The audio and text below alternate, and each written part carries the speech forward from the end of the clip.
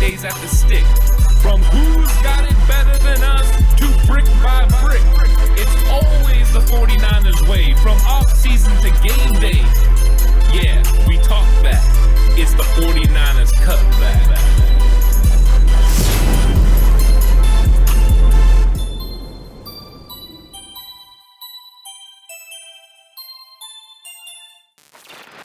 It's 49ers Cutback Podcast time, Alex, and it's time to talk about some of these player updates and then get into the game plan for the 49ers versus Arizona Cardinals. True, man. It's true. I'm doing a little jig over here. I'm happy. Happy about the player updates. It's always a good thing. It's always a good sign when your team's getting healthy and you're getting back pieces that you didn't think you'd even have. And so before we get too far into it, make sure you subscribe if you haven't already. Notification bell. Do your due diligence. Come on now. You don't want to miss any of the updates that we got coming for you and the things that are going on here on the channel. But no, huge updates. Jeff Wilson Jr. has a shot to go this weekend, and that's absolutely incredible because skeptical, extremely. You were skeptical, not extremely, but definitely skeptical. And, if he does play this weekend, it'll be a limited role. But the fact that it's even an option and a possibility, that makes Kyle Shanahan feel good inside, because if he can turn to Jeff Wilson Jr. rather than JaMychal Hasty in short down situations, not even have to toy around with the idea of Trey Sermon right now, then Kyle Shanahan's feeling good about the offense and what he can scheme up and what he can dial up. Yeah, it comes at the perfect time because Elijah Mitchell's also dealing with the rib. True. So you're getting a guy back that can do all the things that you need him to do. And Kyle Shanahan, described the timeline and what happened with Jeff Wilson Jr., that Jr. Originally was supposed to come back sometime in October, and he had a setback, and he's been rehabbing. And over the last 2 weeks, they've kind of escalated the timeline, and it's moved up, and he's at a position now where he's going to be able to play. So this is looking and trending in the right direction. He said he would love to have given him a few more days of practice, but with the situation where it is and how he's looked, he's got a good opportunity to play this weekend. So we might get a Jeff Wilson activation, today. Him, George Kittle, Robbie Gould all activated possibly today. That would be huge for the 49ers. Of course, corresponding moves are going to happen, but that is very nice news. We could use all of them, but two big pieces for the 49ers offense and the stabilization of Robbie Gould. I know a lot of people don't like him, but anything under 50, the guy this guy's probably going to make it. Why would you be upset about? I mean, listen, you could be upset about the contract and how much money he's making, but he's only making like $1.5 million this year. Next year is the year where the money is expensive. It's $4.5 million. It's a lot of money. But we've already talked about this, right? If you cut him this year, it's a $6 million cap hit. If you cut him next year, you're still eating. Oh, I think you do eat it still, huh? You eat it still. If you trade him, then you only trade him and you're 1.5. fine. Yeah. You trade him and it's fine. But if you cut him, you're eating money. So if you're the 49ers and you're 49ers fans right now and you're like, we need to move, we got to get rid of Robbie. We got to cut him next year. We got to move away from him. Number one, no. Number two, you want him out on the field this year. He's only $1.5 million on the salary cap this year, but you want him on the field this year. You want him to have a solid year, because if you truly do want to move off him, your only hope is to trade him to a team that is desperate at kicker and looking to bridge, right? Looking to bridge to a young guy that they can draft, or just looking for a guy that is consistent and they believe they have a team, right? They got question mark at the kicker position. You bring in a guy like Robbie Gould who's automatic from certain distances, and you put your team in a better situation, in a better position. Look, I'm happy Robbie Gould's back. I like knowing, right, when we get to 48, 45, 47 yards, 49 yards, and that we're more often than not going to be putting the ball through the uprights and walking out of this situation with points. Don't forget about last year, folks. Don't forget about Chase McLaughlin last year against 2019. Seattle. 2019, my apologies. 2019, where you biff one after he just made one to send it into overtime to win it. So don't forget about those things. It's nice to have a kicker out there that you're comfortable with and that can do good things for you. And Kyle Shanahan feels the same way, because he knows roughly where he needs to be with his offense in order to be in points territory with this team. And that's going to be important this Sunday, man. Points. Ideally not field goals. Whether it's Kyler Murray or not, it's still the Arizona Cardinals. It's still a lot of weapons on offense, a lot of talent, and still very talented, speedy linebackers and guys out in space at the secondary position for the Arizona Cardinals with their defense. And if there's no Kyler Murray, that defense is going to try and step up in a big way, because they know they're going to have to carry the brunt of the work in terms of slowing down a 49ers offense now that looks like they may have found a little bit of a rhythm in the second half against the Chicago Bears. They did find rhythm. I mean, they really did. They got it going. They were, reaching the point where they weren't even hitting third down. They were just executing boom, boom, boom, boom down the field. That is how you used to see, the Kyle Shanahan offense run, especially in 2019. There were times and periods in the game where they were executing at such a high level, they just never even got to third down. They didn't have to worry about third down conversions. Hey, if you struggle on third down, let's just not see them anymore. It sounds like a good plan to me. So I'm hoping that they're able to, go in and execute against Arizona. Now, Arizona is a different animal than Chicago is because Arizona's defensive, guys are fast. Linebacker core is very fast. They're very talented. They get downhill. They're aggressive. The key is now going to be using that aggressiveness against them. Go ahead and using their speed and their wanting to make a play at the point of attack against them, whether that is play action passes, if that's reverses, if that's counters. All those things are on the table this week. And there's going to be situations for the 49ers to take advantage of it and then have big plays down the field because Arizona wants to play in the box. Even against Aaron Rodgers, they played everyone in the box. They wanted to take away the run. They want to force you to, be willing to throw the ball deep. And Jimmy Garoppolo is going to have to prove he's willing to do it like he did last week with Deebo Samuel. He's going to have to prove that he's willing to take that shot. Once he does, they will loosen up. Aaron Rodgers got them to loosen up at times, and there were opportunities for him to get the ball underneath to, Robert Tonyan and those guys operating in the intermediate routes over the middle. All places Jimmy Garoppolo is very successful. So the game plan early in this game is going to be establishing this run game. How they do it, though, is going to be the important part. They're going to have to get on the edge with the sweeps, and that means very good blocking. Because these guys are so fast, you're going to have to get good cutoff lanes and really stop them from getting there.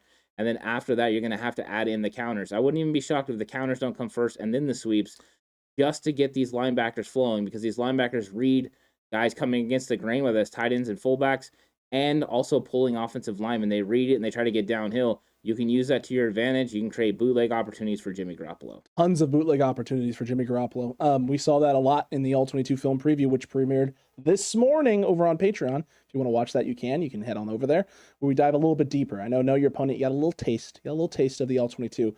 We dive in a full hour into this past game, the Cardinals versus the Green Bay Packers, and you see it a lot. You see a lot of them having their read keys, right, in the offense that they want to look at, whether that is guards pulling in space. The 49ers, it might be Kyle Juszczyk. Which direction is he going? And they flow with Kyle and go in the direction that he is going.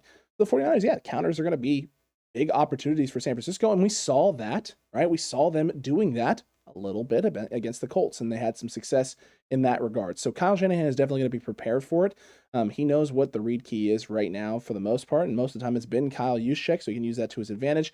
But we did see Arizona Cardinals picking up on and keying on their linebackers, especially in the middle. Their Hicks a few times and Zaven Collins a few times as well, finding those guards pulling in space, recognizing what the coverage is. They're the only guy there in the middle of the field and just coming in and stuffing pullers right in the middle of the hole or blowing past pullers for huge plays in the backfield and blowing things up.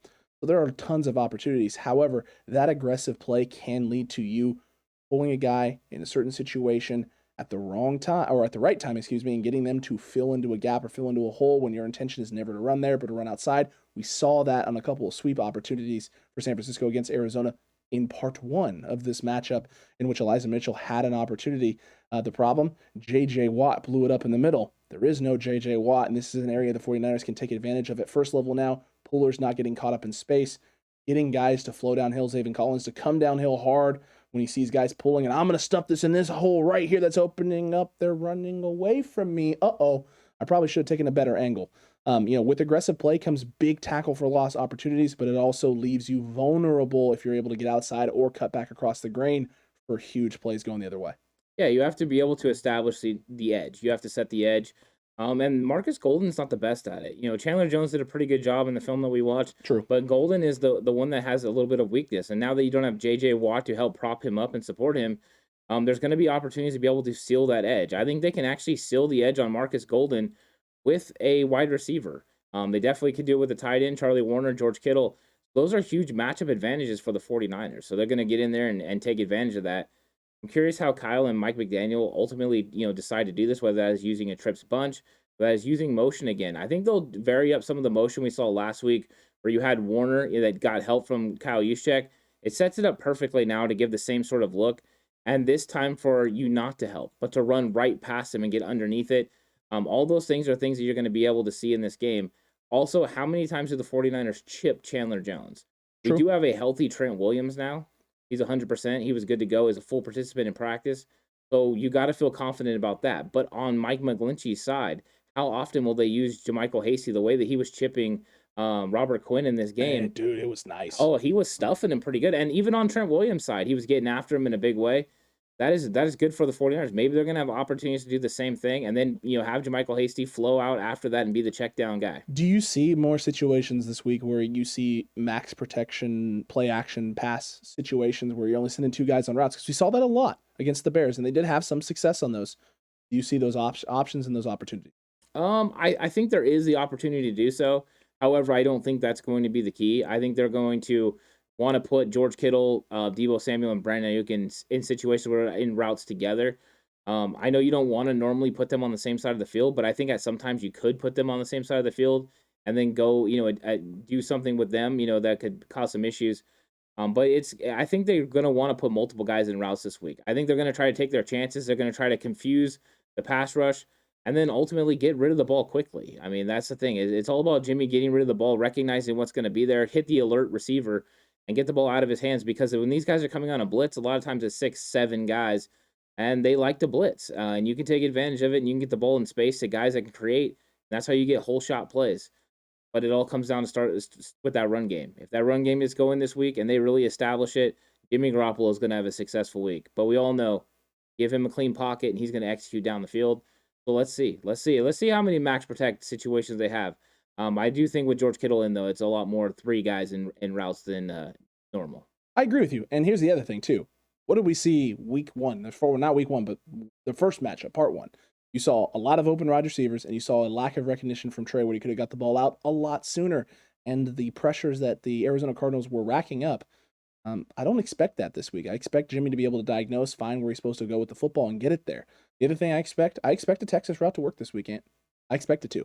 Part of the reason why I've been wondering, why do these things have so much success? Because of how aggressive and fast these linebackers are. They come downhill hard. They see a guy working out in space. He's selling that outside move, and they commit. They want to see you make the first move, and they want to react. Yeah. Well, you can get them to bite a couple times, and I imagine they'll set it up early with a couple different things, and then you'll see one of these late in the game for some success on a third down. Look, I also expect there to be opportunities up the seam for this offense to attack. I mean, it's there. It is there. They miss. These guys aren't the greatest in coverage. So the offense is going to have plenty of chances. Definitely take the thing that is the strength right now, the Arizona Cardinals defense, their speed, and use it against them. We saw a beautiful designed run by the Green Bay Packers where they allowed Hicks and Golden both fly upfield and then just rode them out in space. Secured first level, and as the draw happens, everyone starts releasing up to second. Get a nice block and a nice big gain there on a second, and I think it was 13. End up picking like 8 or 9 yards and put themselves in a third and extremely manageable.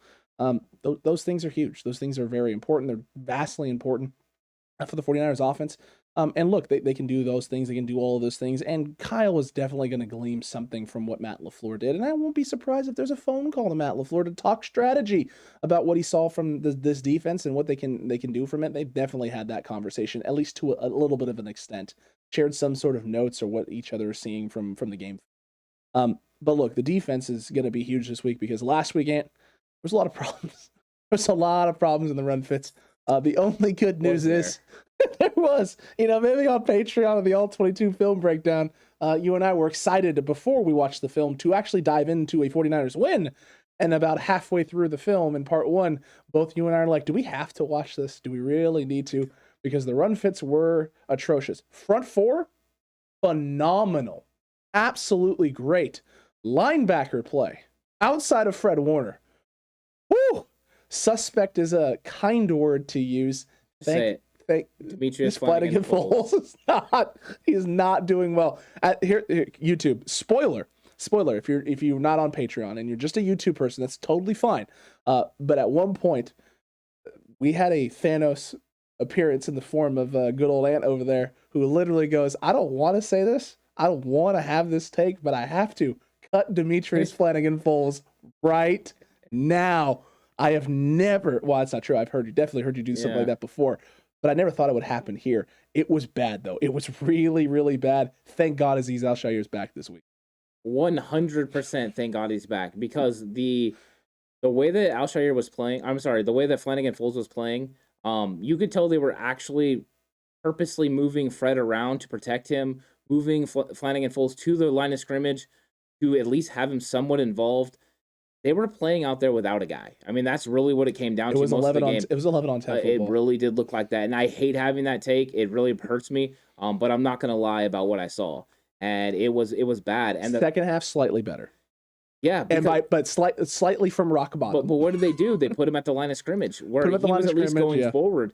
You have to manufacture a way to take care of this guy, and then there were times where Marcel Harris played for him, and Marcel Harris did a better job. Now Marcel Harris has only been playing linebacker for 1 year, or not even a full year, and he did a pretty good job. So ultimately, Marcel Harris, I'm not going to hate on, but yeah, it's nice to have Alshire back, especially a week where you're probably going to play a lot of nickel. You're going to have Alshire and Fred Warner out there, so you're not going to really have to worry about the other linebackers. But that is part of the reason that run game from Khalil Herbert got going early in that game. It wasn't the D-line. It was definitely the linebacker play, not filling, not flowing. K1 was playing the Shark. The Shark was a better linebacker option. K1, yeah, he was fantastic. K1 was fantastic. So look, the defense, though, is definitely the question mark, I guess, now coming into this game. But you may get a little bit of help. AJ Green's status is still up in the air. We're going to hopefully find out more about that today. And then you'll have the issues and the questions surrounding DeAndre Hopkins. You have the issues and the problems surrounding Kyler Murray. Yeah, it brings up some good questions, Alex, because those guys are listed as questionable, yet they haven't practiced all week. When guys normally don't practice all week, they're normally not questionable, they're doubtful, because they haven't showed that they're progressing in their recovery. What are your thoughts? Do you think this is gamesmanship by Cliff Kingsbury and these guys aren't going to play? Or do you think these guys actually have an opportunity to play in this game? My personal opinion is they're all playing. Because as a coach, if you list them as questionable, it's because you want them to play, right? Or you want someone to think they're going to play. Or that, but here's the thing with Cliff Kingsbury. What do we know about him? Everyone keeps talking about offensive genius. I don't see offensive genius when I watch film. Oh. I see simple. I see a lot of talent and simple. And what have we known about the Cliff Kingsbury offense? And when he got into the league, when he first got here, wasn't anything super special about it. They went and drafted Kyler Murray, and that made something special, but they still struggled offensively a lot of times. He has had to go out and grab a lot of talent in order for this offense to achieve what it's achieved. In the last few weeks, haven't seen it. And it's because people are starting to understand that, hey, a lot of mirrored concepts on both sides. Hey, it's a lot of the same things across the board. If you got hitch on one side, you're going to have hitches on the other side. You got a levels concept on this side, you're going to have levels concept almost exactly the same on the other side. You're not having different levels of attack or different routes to attack the levels. It's the same. It's mirrored. And then we saw even worse things on film, right? Where you have guys running the same route in space next to each other. Where you can have literally one guy trailing. Yeah. They had a vertical concept where AJ Green gets an outside release and runs a vertical outside the seams towards the numbers, and Rondale Moore starts on the inside and runs a wheel route outside, and they're literally almost hip to hip, running stride for stride with each other, with one corner sitting there going, oh, I have both. That's cool. Thank you. Appreciate it. Some of the concepts are concerning, which makes me think, right? Is he that deep of a thinker? Is he that kind of, can he in his brain of big brains that I've seen so far on film, and it ain't a big brain, and unless this guy knows something that I don't, and this is a big brain scheming offensively, is this guy creative enough to put questionable down, knowing full well that he has no intention of playing them, to get everyone to prep and then, pull a complete swerve and a curveball in terms of the game plan and how things go? I don't necessarily buy that. I think deep down, he said this early in the week, even if they don't practice all week, if they're good to go by Sunday, I'm playing them. I think deep down, he knows this offense cannot function the way it needs to without DeAndre Hopkins, without Kyler Murray, and if you're limited without AJ Green, you take a hit as well. I think that's why there's a possibility they don't play, because there is no way that they can win without him. But you have a better chance of convincing the 49ers to prepare for them. He knows if the 49ers prepare for Colt McCoy all week, it's done. It's a wrap. He's over with. So by saying, oh, wait, it could be Kyler. Oh, D-Hop could be out there. It makes the 49ers plan for it, and it gives you at least a glimmer of hope that you can somehow be able to get it done with Colt McCoy. And do something on offense? Yeah, because I think there's an outside chance, Kyler. I do think there's an outside chance he's play a lot more than I thought early in the week when it seemed like he was going to be out. But I think that this guy, I wouldn't be shocked if they get to the game and he's just like, nah, he can't go. or they give it a whirl. But I don't know if he can do it. And if he's not anywhere near 100%, the 49ers defensive line is going to get after him in a big way. And he has an opportunity to walk out of this with less, with even more of an injury than just the ankle, because they're going to get to him because he can't move, he can't run. And that offensive line is built on him being able to scramble and extend plays. The 49ers were getting after him last time. They were able to get after him a little bit. I mean, think about it, right? On the film that we just watched against Green Bay, when he has to sit in the pocket and throw, he struggles. He struggles mightily. He cannot see the middle of the field. It is difficult for him to find open receivers, and I'm talking wide open receivers in the middle of the field, and sometimes wide open, and I don't know how they're open because you had two guys running in the middle of the field. One guy breaks. Everyone's like, well, what are they doing? And then someone forgets about the dude sitting down at the sticks on a 3rd and 15 wide open in Zach Ertz. It was baffling. Literally couldn't figure out how it happens, why it happens. What are you doing, Green Bay? How does Kyler miss him? You just don't understand it, but it's because Kyler struggles to read the middle of the field. Kyler's strength is getting outside the pocket, extending plays, and throwing outside the numbers. That's what his strength is. If he wants to throw middle of the field, he has to get a deep drop. Well, guess what? If you're getting deep drops, more time. More time means Bosa, Ford, the new guy, Charles Omenihu, DJ Jones. I mean, that's opportunities for these guys to bust through, create pressure, and Kyler's now limited with his mobility. The best play that we saw from the first half from Kyler Murray was a off of his back foot throw down the sidelines to a covered DeAndre Hopkins, and DeAndre Hopkins makes Eric Stokes look like a fool. Right? He beats him, yeah. Stokes is on top of it. He's on top of the route. All he has to do is stick with DeAndre Hopkins, and when DeAndre looks for the ball, you look, just peek for the ball a little bit, and if, it's coming out, it's back shoulder, whatever it is, you're fine. He's on top of the route. He's got it covered. Make DeAndre Hopkins make a play. Instead, DeAndre Hopkins starts to slow down, shows his eyes and his hands a little bit, and Stokes presses DeAndre Hopkins. DeAndre Hopkins gives him a little swim move. Stokes gets stuck in space. DeAndre Hopkins goes downfield a little bit more where he meets the ball in stride and somehow manages to step out of bounds. I still don't know how that happens, but it was the biggest play. It was the biggest play of the first half. It was I don't want to say incredible throw because it's just to throw it up there 50-50 ball. It's an incredible route, an incredible design, an incredible win by DeAndre Hopkins at the top of the route. We've seen Stephon Diggs do that against Emmanuel Mosley in the 2019 playoffs, and Mosley was able to recover in space and make the catch really difficult.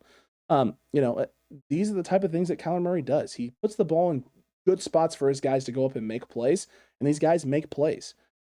But the design isn't necessarily like oh man, I'll tell you what, it's great. No, just cover three. You had two outside verticals, you had a vertical up the seam, and a guy sitting in space underneath. It's normal run-of-the-mill stuff that you've seen 1,000 times. Yeah, 100%. And you know what? You could tell Kyler Murray wasn't 100% in this game, and it seemed like he got worse as the game went on. Yes. He was less mobile. They even put in, plays for Wildcat where he was out in the slot, and he's just standing there because they do not, want this guy running as much. He ran a couple of read options in the first half, but nothing major. And even on those, he got down early, picking up a couple yards. He's still explosive, but he's explosive. He's quick off the gun, and then the minute he has to try right now, anytime he has to try and move, cut in space, he's not comfortable. He's explosive in the first half, but in the second half, it continues to go down. So we don't know what level he's going to be at, but it's a big ask. And you run the risk of, okay, if you play Kyler Murray in this game, you might beat the 49ers. But what does that do for you down the road? What if this, ankle sprain turns into a high ankle sprain or something else? Or you tear something. Yeah, it could be bad. So it's going to be interesting to see if he actually plays and straps up. If he plays and straps up, I hope the Niners go after him and go get it. I hope they go get it in a big way, muck it up, make this guy have some issues.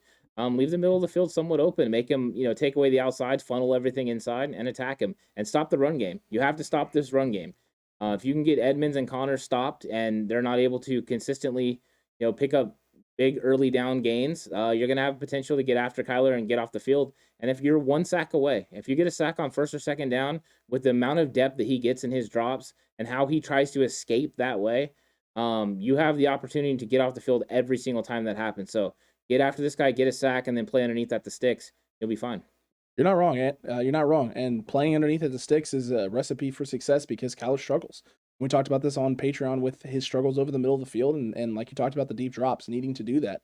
We jokingly kind of made a comment on Patreon. Do you just kind of give up some of that middle stuff, or don't press as hard on the over the middle of the field routes? Maybe to an extent, because at times it seemed like the Packers were willing to let him have some stuff over the middle of the field, and sent guys with pressure. They had the cover 3 look, or the cover. It looked like full on cover 4, cover 2 at least. And it's cover 1 with a robber coming down underneath on an underneath route, and Kyler is completely deked by it and throws it, and almost throws a pick. And if he doesn't throw a pick and Rondale Moore catches it, Rondale Moore might die. He would have got roughed up in a big way. It would have been not good. And even Rondale Moore turned around like, "Whoa, did you see that guy?" I saw him. Rondale Moore stops. He's like, "Nope." He's like, I'm good. I don't need this in my life. I want to play the rest of this game. I got sins to atone for with the botched punt earlier in the football game. You know, I want to be available. But this is what I mean. D'Amico Ryans had success with the disguises last time and keeping him guessing, taking away certain things, not taking away others. Man, it's just going to come down to the DPIs, right? Not having DPIs. When Kyler decides to huck and chuck one up, rally to the football, locate that bad boy in space. Go make a play on the ball. Don't go make a play on a wide out. Please, for the love of God, DBs, and wash the hands. Yeah, I'm not too worried about the defensive pass interferences. I think that they're going to happen. I mean, just get ready. Josh Norman's going to get some sort of penalty on him. It's going to happen every single week. This is what he does. This is how he operates. And just get used to it, because he's gonna add extra things to your football team. He's gonna help you put the ball on the ground. He's gonna get turnovers. Cutback crew, what's that? You don't like hearing that? Well, I mean, that's fine. If you don't like it, don't listen. That's the way it goes, because it's gonna happen. It's inevitable. Josh Norman and penalties playing defense is inevitable. And you just got to live with it this year. Just being real, and I love it. 100%. I mean, you would get it from Richard Sherman as well. If we had Richard Sherman instead of Josh Norman, no one would say a word. Well, no, but he'd still be getting the same penalties, right? Because that's what Richard Sherman does as well. All the things Norman does to protect himself because he doesn't have the speed and all that, Richard Sherman does. So yeah, those are things that happen. The 49ers are going to have any chance of winning this game. They have to be able to take advantage of the opportunities that are presented to them to get the ball in turnovers. They have to create turnovers this week. They have to, win on those turnovers. When the ball hits the ground, you have to end up with it. If the ball ends up in the air, you need to end up with it in your hands. And you need to put those into touchdowns, not just field goals. Put up points, significant points. You cannot give Arizona the ability to stay close in a football game, because if it's Kyler out there, he's going to do something at some point, right? We saw it the last time we played him.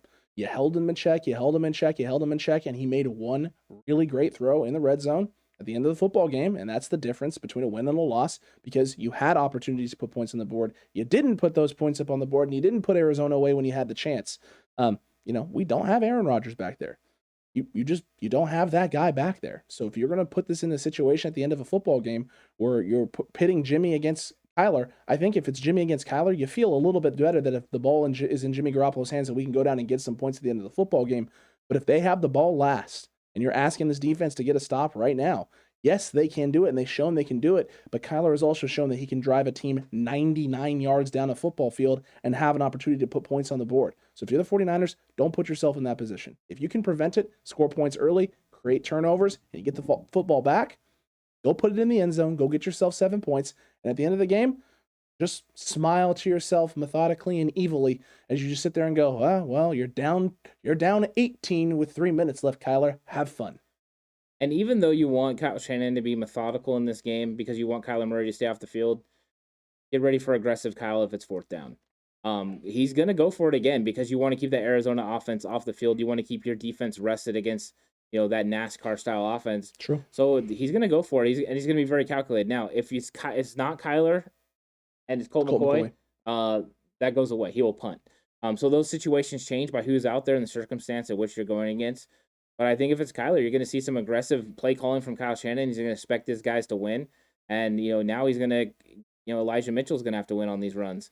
So let's see how they attack it and how they handle this. But yeah, I think that those are little things you can definitely count on in this game, is that Kyle Shanahan's going to be aggressive. I hope we see play calling like we saw in Chicago, as far as it was continued to be aggressive throughout the game. And there wasn't lulls, where he kind of went run, but he was looking for opportunities to go ahead and attack down the field with play action and that kind of thing. If we get that, I think the 49ers can take advantage of it. I want to see a full pedal to the metal style offense from Kyle Shanahan against the Arizona Cardinals. I agree with you, man. That's what I want as well. I want to see that from this team. I want to see the execution. I want to see the drives continuing, the ball being moved, the offense rolling and clicking and making this thing easier for our defense. And think Nick Bosa and D Ford and all of these guys, the new guy, Charles Omenihu, even though he doesn't really need any rest because he's only played like 200 snaps on the season.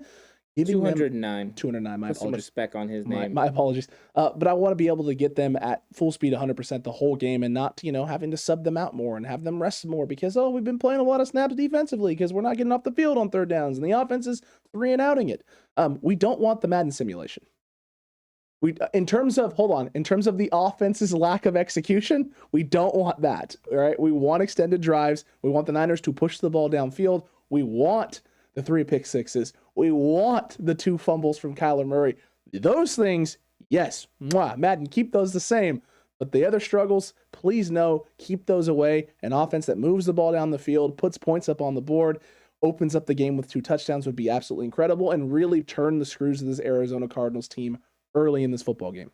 Yeah, and get the crowd involved. Yes. I mean, if you get up early in this game, that crowd is going to feel it. They're going to feed off of it, and it's going to build. And then it's going to be tougher and tougher for Arizona to be able to operate, and that's what you're looking to do. Put them in a situation where they decide, you know what, we're losing. Like, we're down 17, or whatever. We need to just pull Kyler out. We need to pull DeAndre Hopkins out. Let these guys rest. Yeah, and let these guys rest. Let's we see need if the these other 49ers guys to can put do that it. pressure on them.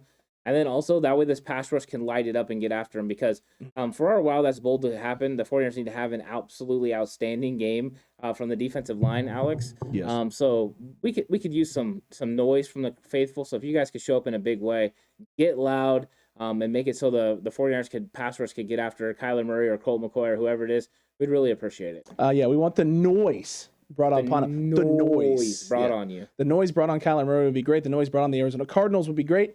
And Cutback Crew faithful, that's up to you. So if you're at the game this weekend, please get loud, get excited, be ready to go, do your thing. Because this is a huge week for the 49ers. An opportunity to get your first win at home in quite some time. It's been a while. It's been a while. And get to 4-4. Get to 500. And that's what's important. You get to 4-4, and then it's a new season. Right? 0-0 on the year. Yeah, and then it's all about the next, 9 games. What can you do in those 9 games? And at 4-4, if the 49ers, could win 6, or if they could win 5 of those 9 games, they have an opportunity. That's one game over 500 at 5-4. Have an opportunity to make the playoffs, and that's how close it is this year. Let's see how it all pans out, but at least they're putting themselves in an opportunity to compete. I'll take it. I'll take it any day of the week. And last year, right, we were fighting and clawing and holding on for dear life as this team slowly moved further and further away from 500. Yeah. This year it started off that way, and now we're climbing the other direction. Let that trend continue. Let us have some faith and some hope here on the 49ers Cutback, as well as for the Cutback Crew and the 49ers faithful, because no one wants the season to be over. No one wants this thing to be done. But it's not until February. Not until February. Please no. Super Bowl was what we want to see here. Let's make Valentine's weekend very, very good. Super Bowl, Valentine's the day after, get it done. Super. I'm out. Yes. Lots of Scorpios after that. There will be. There will be a lot of new Scorpio 49ers. Especially if the 49ers playing in the Super Bowl. And they win? Scorpio season. Scorpio season indeed. And Cutback Crew, let us know what you thought about all of this, what the game plan could look like, what it should look like. Kyler playing, Kyler not. Hopkins playing, Hopkins not. And all the other player updates that we talked about today. We want to hear about it from you in the comment section below right now. And then while you're down there commenting away, don't forget to like, don't forget to subscribe. If you haven't already, hit that notification bell. And if you want to get a good look at the Arizona Cardinals versus the Green Bay Packers, head on over to Patreon. You can watch that All-22 film preview. And you can get all the good stuff over there on Patreon. I mean, there's a lot of good stuff. Big Yikes, 49ers Cutback in Time, film breakdowns, fantasy football, the whole 9. Yeah, Patreon is a full, gander of things that you can go through and look at. And then you also have, all the things that we're putting out here on YouTube as well. The Friday Frenzy just happened, and it was 4 great videos all throughout the day. It's true. And they were good. Some people really love the Madden simulation. We're hearing a lot of great comments about it. It's true. Some of the crazy wackiness that happens in it and the over the top reactions that we have to feel when things happen. It's a great time. And then our daily videos, we're always bringing the news and what is going on with the 49ers, the up-to-date news. And not trying to put our spin on it, but trying to give it exactly how it is. Occasionally, we'll talk about our opinions on it, but that's what we're trying to do. And then we had Jay in the Bay. And if you guys haven't checked out Jay in the Bay, hop over to his YouTube channel, give him a subscribe, check him out. What he does on our What's Good episode right here on the channel every Friday at 2 o'clock with his 5 big things, and then also answering questions. It's cool. It's a good one to watch, and then know your opponents. Where we talk to people from other teams. Sometimes we break down, film from other teams. It's an exciting time, but all those things happen on the Friday Frenzy. You need to check it out. There's content all throughout the week that you can check out. So if it's your first time here, give it a look.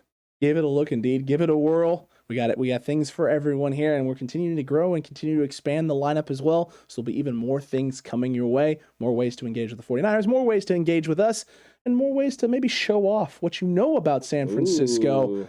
Just a tease. Just a little bit of a tease, Ant. But no, this was a good one. It's a fun episode. Game plan videos are some of our favorites that we do each and every week. We hope you enjoyed it, and until the next one, stay safe. Remember, the right way is always the 49ers way.